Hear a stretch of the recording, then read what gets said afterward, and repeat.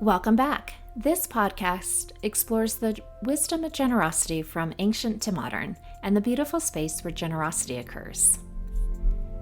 This week's ancient wisdom reveals something profound about human nature that directly impacts our fundraising success. That is, how we receive gifts says everything about our heart's posture and the donor's notice. I am reading a quote from On Benefits by Seneca the Younger, published in 59 AD. Seneca uses the word benefit to denote an act of charity. So, quote, "When we have decided to accept, let us accept with cheerfulness, showing pleasure and letting the giver see it, so that he or she may at once receive some return for their goodness. Let us, therefore, show how acceptable a gift is by loudly expressing our gratitude for it. And let us do so, not only in the hearing of the giver, but everywhere. He or she who receives a benefit with gratitude repays the first installment of it. There are some who only like to receive benefits privately. They dislike having any witnesses or confidants. Some return thanks to one stealthily, in a corner, in a whisper. This is not modesty, but it's a kind of denying the debt. It is the part of an ungrateful man or woman not to express their gratitude before witnesses. Those who do the like, who take care to let as few people know as possible, know of the benefits which they have received.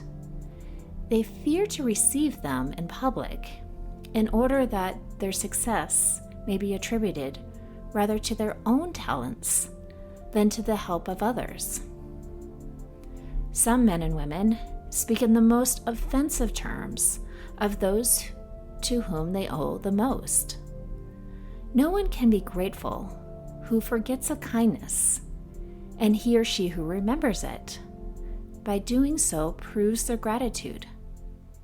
We ought neither to receive benefits with a fastidious air, nor yet with a slavish humility. For if one does not care for a benefit when it is freshly bestowed, a time at which all presents most please us, what will they do when the first charms have gone off? Others receive it with an air of disdain, as much as to say, I do not want it, but as you wish it so very much, I will allow you to give it to me. Others take benefits languidly and leave the giver in doubt as to whether they know that they've received them. Others barely open their lips in thanks, and it would be less offensive if they said nothing. One ought to proportion one's thanks to the importance of the benefit received, and use the phrases such as, quote, "You have laid more on us than you think under an obligation," for everyone likes to find their good actions extend further than expected. Quote, "You don't know what it is that you have done for me, but you ought to know how much more important it is than you imagine." Unquotes. It is in itself an expression of gratitude to speak of oneself as overwhelmed by kindness. Unquote. When a donor makes a gift to our organizations, they are not just writing a check. They are extending trust, hope, and belief in our missions. Yet too often, our lukewarm responses leave them wondering if their gift even mattered. Seneca understood something profound. How you receive that first donation determines whether there'll be a second or another. Gracious public gratitude creates a positive cycle where donors experience immediate joy from seeing their impact, naturally leading to deeper engagement. And as this quote outlines, authentic gratitude, which celebrates both the gift and the giver, creates abundance.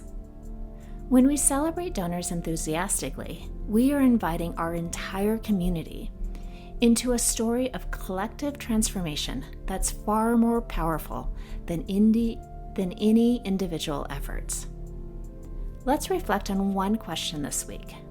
Think back to the last few donations you've received. Have you received them with lukewarmness, or distraction, or pride, or with true expressions of gratitude? Share this podcast if you enjoy these 5-minute reflections, and subscribe to receive these reflections released every Monday. To explore fundraising coaching deeper, visit servingnonprofits.com. See you next week.